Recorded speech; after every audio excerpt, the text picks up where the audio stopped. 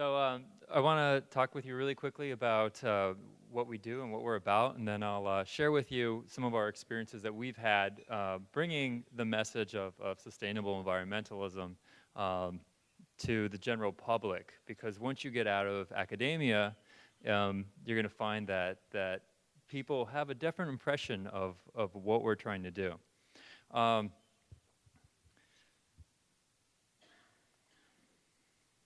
So at our very core, Hotfix Earth, we're about symbiotic environmentalism.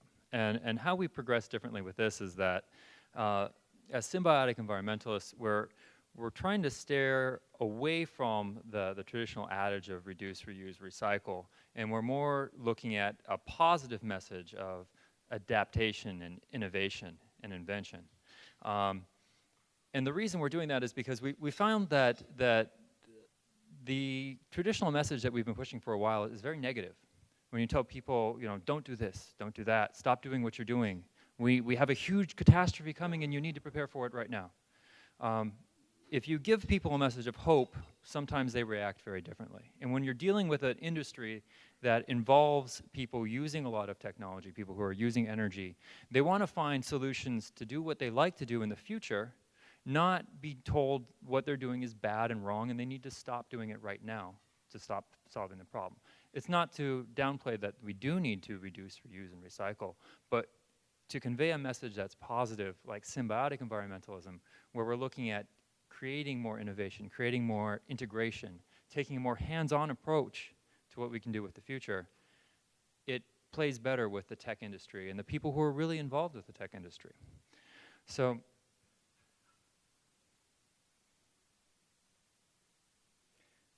part of our logo also is gamer environmentalism. And people, this is the first question I get from everyone. What is gamer environmentalism? What does that mean? Well, and this is a picture from World of Warcraft, which is one of the major games. And what it really is we're taking this industry that thus far really hasn't done much with the environment. It doesn't seem like a very good bedfellow. And we're finding ways that we can mobilize the people who are interested in this, the developers, the companies, and of course the users, the gamers, to bring out a better message, to say, look, you know, we care about the environment, we care about what's going on, and we want to make a difference and change it. So the way we've decided to mobilize this is through the broadcasting industry that's really tied into the gaming industry. And most people aren't even aware of what Twitch TV is. Well, Twitch TV is basically a thing where many people will turn on their computer, and the way you would turn on your TV and watch NBC or ABC or watch your favorite show, maybe Grimm or Once Upon a Time, these people will turn in to watch, instead of Jimmy Fallon, they'll turn in to watch a broadcaster who's broadcasting one of these games. And what they're doing is they're actually recording themselves as they play the game, and they're streaming it live. So the community has millions and millions of people, 41 million people a month that tune into this, billions and billions of hours of views, to watch people play these games. And it sounds silly until you start to think, well, you know, how often do you watch somebody play sports, or how do you watch somebody, you know, do a craft show or something that you're interested in? And that's part of what it is. But this also creates a community, because while these people are watching these games, they're also talking to each other through the chat service that these streaming services run. Many of these broadcasters also run other types of social media, like podcasts or YouTube. And then, of course, they're all very, very active in social media: Facebook, Twitter, Instagram. And so we're tapping into this because what a lot of these broadcasters are interested in doing is they're interested in bringing a better message to the public. We're not the first charity service that has we're not the first charity that's explored this. There's actually quite a few other charities that have done it, and they are able to generate quite a bit of revenue for their charities through this social media. Many of these, such as Operation Supply Drop, support troops, Extra Life is part of Children's Miracle Network, St. Jude, most of you know, American Red Cross. Most of these are hospitals or support the troops. There are very few, actually there's nobody really doing anything for the environment right now. So we're the first company coming in here, coming into this market, talking to these people and telling them, hey, you know, you can make a difference. You can get a message out through your broadcasts, and that's what we're looking to do. We're looking to do two things as gamer environmentalists. We're looking to get these people who have many people following them, listening to them the way many people would listen to Rush Limbaugh. so that they can start telling their viewers, hey, listen, you know, the environment is something we need to pay attention to. The climate change is real. These issues are real issues that we need to address. And at the same time, many of them are interested in doing charity drives for us, and they're able to help us generate revenue to make a difference to the programs that we're able to conduct, such as what Florida Earth does and which we conduct ourselves.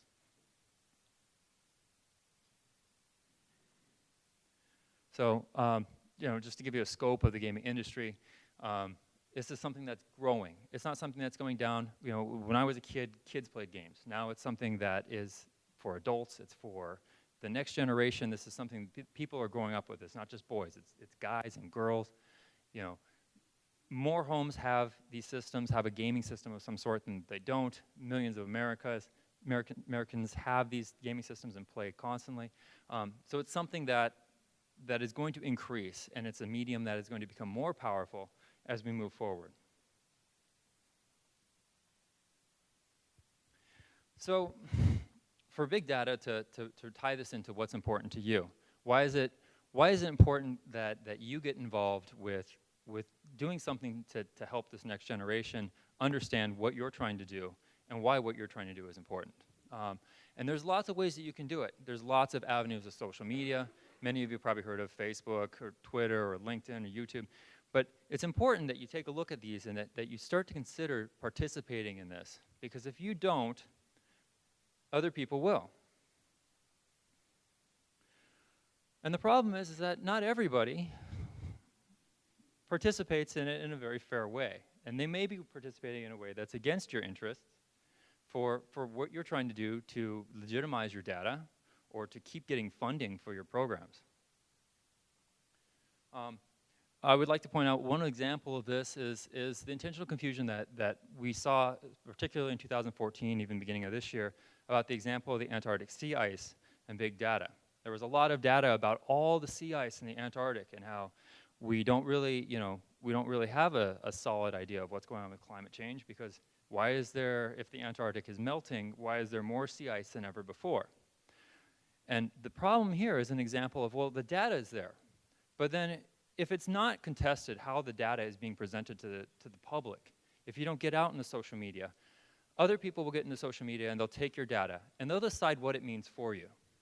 And what happens is these people will start talking to bloggers and to podcasters, and they'll talk to other people like Rush Limbaugh, a radio show host. It goes into the papers, and then it goes to Congress. And then, you know, what happens is you have a situation like this where the Arctic sea ice really is something that the Antarctic itself, the land-based ice, was completely different from the sea ice. But when data just brought out the statistics of how much ice is in the Antarctic, companies like the Heartland Institute will take that and they'll use that as campaign ammunition to push forward their own agendas. Now, I'm mentioning this because every year they have the International Conference on Climate Change, which sounds great. They sound like one of our guys, but really, you know, they're sponsored by such strange bedfellows as ExxonMobil and the Koch brothers, and they have a very convincing campaign. You know, they have they'll write a script and they'll get people to state whatever misinformation they think is going to really help. The head of the Heartland Institute, for example, is Mr. Joe Bast. If you recognize him, he's not the bad guy from Die Hard. He's actually, he was actually one of the head guys for Big Tobacco, you know, pushing the message that cigarettes don't cause cancer. So unless we get a truth campaign for climate change, you know, we're going to have to look at what other companies are willing to do to offset what you're trying to do. And you have to consider taking an active role in counteracting that by participating in social media. Because if you don't, then people who are hired and are very good at confusing people will take your data and turn it into something that will make your job more difficult in the future. And we see that when we start to communicate with people who are not in academia. It's very easy, you know, to speak to people who are scholars and students and scientists, but as soon as you get out to the general public, the message becomes more confusing. And we don't take an active role in getting into social media and counteracting misinformation, then who's going to do it? So how you speak to the public is also important. Something we found is that when we started, we would try to explain very complicated what we do. We'd explain the details of what we do. And it would look something like this. And I have a level 85 Dwarven Paladin and an 82 Shadow Priest, and I'm currently leveling a Warrior through Northrend, although I spend most of my time taking instances in the Dungeon Finder. I'm having trouble getting out of Mist of Pandera, and the Cataclysm content is new to me, and dual specialization, hybrid DPS in the lore, and Pandaren don't appeal to me because I'm wrapping up Tontonka questline. And if you know about the Dragonblight and Gristly Hills, and now you know how I feel when you spend a lot of time talking to me about big data.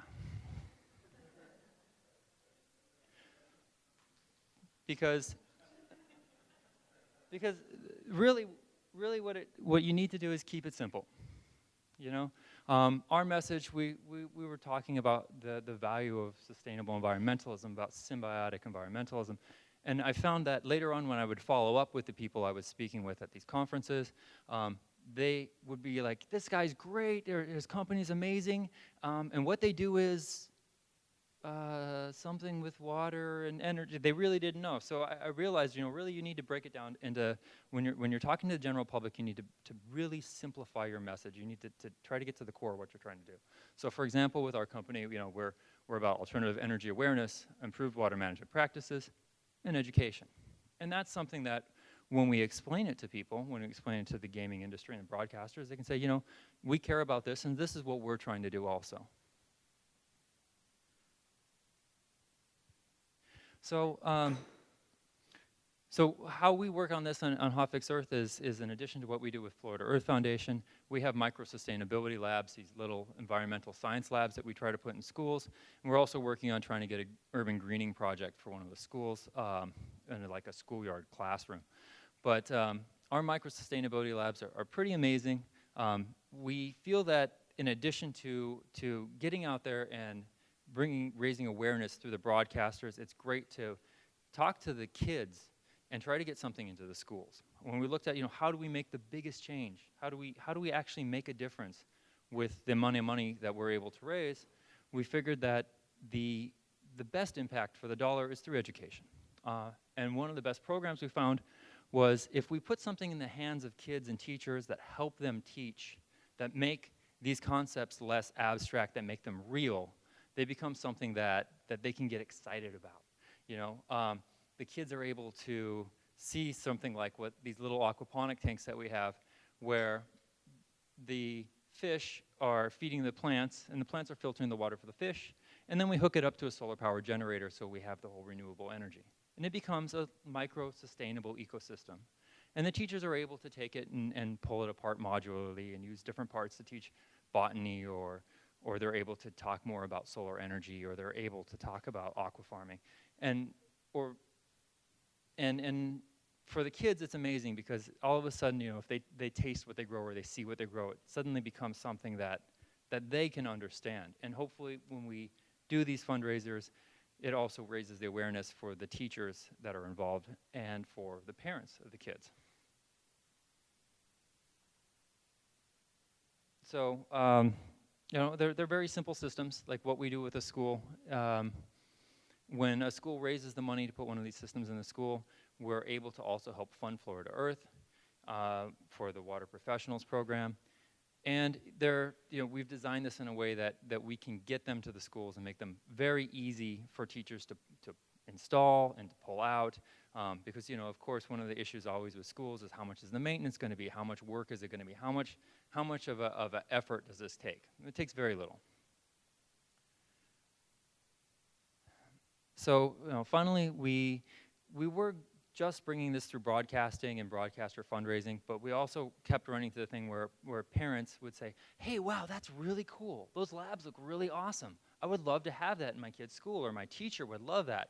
So we created the School Direct program, which is basically, we created a way that if somebody's interested, they know a school, or they know a teacher, or they have a kid that's in a school that really could use one of these labs, and they think, wow, this would be great, I want to participate, I want to do something, that they can easily create a peer-to-peer fundraising campaign, and through the PTA or through the school itself, they can raise the money for us to put a lab in a school.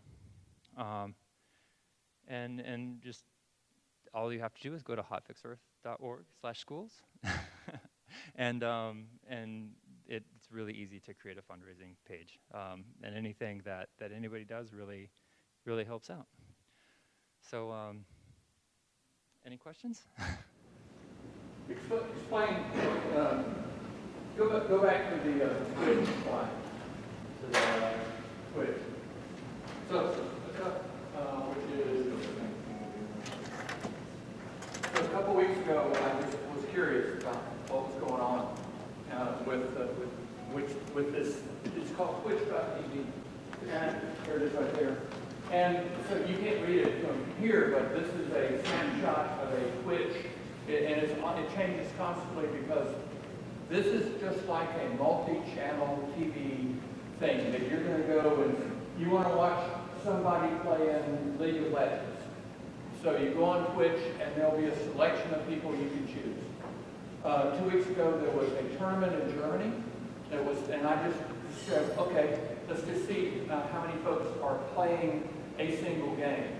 The top one was League of Legends in this tournament.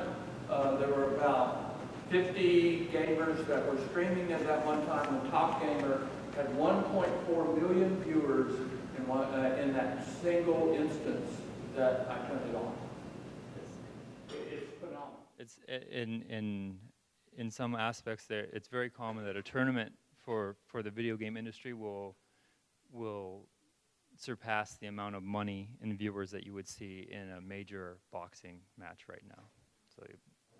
So what Hotfix will do is that they will, the broadcasters will almost do like a commercial of saying, hey, let's take a second to go donate. And they'll pop it up of the URL. The viewer goes, hits the URL, makes the $5, $10 or what, donation or whatever, and then goes back to the game. And what they found is that the demographics for this is 35 to 45. You think it's kids. It's not. And the big viewer audience is 35 to 45 demographic. And so... what does St. Jude, how much have they raised so far? I'm not sure. I haven't looked at St. Jude this year. Extra Life, which is Children's Miracle Network, they had a big event in November, just a over-the-weekend event, and they raised $6.5 million in one weekend. So, with this kind of getting the gaming industry involved, aside from just donations coming in, what kind of metrics are you using to say, are we getting the message out? Or Well, I mean, are people actually thinking about it, or are they just getting the X? Right now, I mean, we don't have any metrics as far as the impact of what the broadcaster messages do. We just started a company a few months ago. As we get these labs in schools, I think we'll be able to start getting more solid feedback because we'll be able to get feedback from the teachers, hopefully, that we put these labs into schools for. And so I think that's how we're immediately trying to get the solid results. The broadcasting is sort of the icing on the cake, whereas the meat of what we're doing is the Water Professionals program with Florida Earth, where we can immediately see impacts and we can measure those impacts. And then of course the impact that we'll hopefully be getting from feedback from the teachers. We right now have a prototype lab in a preschool, which is exciting, but it's not what we're looking to. We have another couple labs that we're looking to put in other schools, but it does take a couple months to get approval with the Miami-Dade school system. So they have to go to the teacher, and then the teacher has to approve it with something else. Hopefully we can streamline that in the future, but it takes a couple months to get the lab in, even once we have it funded. Do you have any digital products apart from the lab, physical micro lab? We don't have any digital products now. We're looking at a cross-sponsorship with some of the game developers. There are game developers that are looking into doing some sort of environmental games. One in particular called Eco is coming out, which is a type of Minecraft where basically the players are forced in a group community to solve environmental issues when faced with real-life resource problems. And so they have to decide, do they want to destroy their planet, or do they want to try to manage their resources And if you destroy your planet, you get different types of problems than if you try to actually stay lean, which gives you also different types of problems. So we're working on cross-sponsorship with a number of different people in the industry. But again, making the environmental connection with this massive community is still something very new, which is where we're pioneering it. And it's very exciting. Just so you know, I don't know to what extent, but my older son loves this and all this every evening and everything. He's 13 years old. I look at his friends. None of them are 13 years old when they play this, when they go on this, when they stream it. So the 35 to 45 age range, I don't know to what extent that's correct. Second of all, are you targeting certain streamers? Because I know from my son that there's a lot of them that will have like 24-hour actions, and that they say, okay, I'm going to shave my head if we raise this amount of money, and then the following day the guy is full. Absolutely. Yeah, there's certain streamers that are more popular than others, and we are reaching out to them primarily. What we do is, since it is peer-to-peer, it's open to anybody who wants to try. It takes very little fundraising for us to be able to put a lab in a school. For $1,000, if someone's able to fundraise $1,000, we're able to put a lab in their school and still help out with the Florida Earth program, and hopefully in the process increase awareness. So we really, the fundraising is sometimes it's very much more like a PBS campaign. I don't know if any of you remember back in the day when PBS did their telethons, where basically, they have their programming and then they're constantly saying, oh, and by the way, please give us money for this, and hey, this is great, this is a great cause, I'm doing this for this particular reason, I'm doing this for the environment, I'm doing this to help, put educational labs in schools, so that people get an idea of what we're doing. And then usually when these people are broadcasting, they also have a panel that you can either click or you can look at and get more information about what we're doing at the same time. Question, I have a 13-year-old son, and I asked him this, is he interested in watching the games? He's not really no interest. He plays these games, but he's not interested in watching some. It is that age range that you say. It's the more sophisticated people who are watching people play these games, developing skills, not 13-year-olds. They just want to play. They're not donating. They're not doing it. The numbers that these people, what he said, 1.4 million on a Saturday. Yes. They're not donating. They don't have the means to donate. So it's these older guys, older women. Well, it's not necessarily. I mean, it's really across all age groups. But when you talk about who gives money, who actually has the money to do, there's quite a few people. So I have an 18-year-old son. He's been playing League of Legends for a couple of years. And there's 2 or 3 things that we don't even know what's going on. There's just 2 or 3 examples. People pay him money back a couple of years ago to level up other people in the game. Right. So they drop money in his PayPal account to level up other people in the game. People will pay to watch the top players. And he says that there's a gaming house in California where this thing is streamed out of. People pay a subscription, $10 a month. The top gamers that people watch, they have 30,000 subscribers a month. Oh, easily, or more. 100,000 subscribers a month. These games, these people become like miniature celebrities. People. There's if you Google it right now, there's finals typically in Staples Stadium and in LA. It's like a $1.5 million purse. I know the University of Minnesota actually offers a scholarship for competitive gamers, and they're not the only one. E-sport is becoming actual sport in the sense that people are actually able to do it, and it is very profitable. The people who are at the top, people will subscribe to their channel, and they will pay them monthly just to get little perks inside of watching them. So this is a real industry. People, they might try to count it off the way they would have fantasy football back in the day, but online sports, online entertainment is actually very it's very forward in the sense that it's growing and it's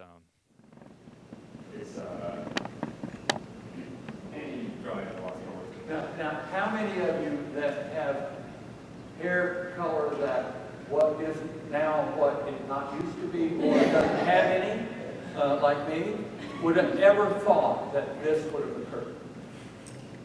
It's just, I was shocked when I saw it as to how big it was. He walked, I mean, him and his sister, they will say, oh, there's somebody playing. And they'll watch just like you watch sports. Yeah. They just sit down and watch the person play. And if you stream it, it's like soccer. Then there's an announcement, there's two guys, and they're saying, oh, look at this move, and they're doing just like you would. Yeah, and there's a little window in the stream where you'll see the faces of persons who is playing the game. And it's almost like play-by-play. You'll be saying, and now I'm going to go over and I'm going to kill this guy and I'm going to do that, and then that's the broadcast there. And so it's very interactive, and I can see how people would get sucked in to, it's just like, you know, your favorite TV show. It's a new type of media, and again, when you're trying to reach the next generation, when you're trying to reach the people who are going to be carrying on the programs that you're working on now and are going to be the young professionals of the next generation, taking advantage of this type of media is a really big deal. And that's something we're trying to do. We're trying to tap into it so that we can reach a lot of these people who otherwise don't really come out of their gaming worlds, so they can actually care about what we're trying to do with the environment. Okay, one last thing, and then we're going to get to the local cities issue, and that is we do have, this is longer term, we do have a crowdfunding site that is active right now with the largest crowdfunding organization in the world called CrowdRise. And if you just go to crowdrise.com/thewaterprofessional, you can make a donation to our UN program to help these students from all over the world. There's a nice little video there that explains the program. But interestingly, these people that do this, they don't want to be bothered with a 6-minute video because they want to get back to the game they're watching. So that's why they go, they click, make the donation, go back, don't ask questions. Because they trust the broadcaster that he's doing the right thing by asking them to donate, which is an interesting dynamic in itself. Okay.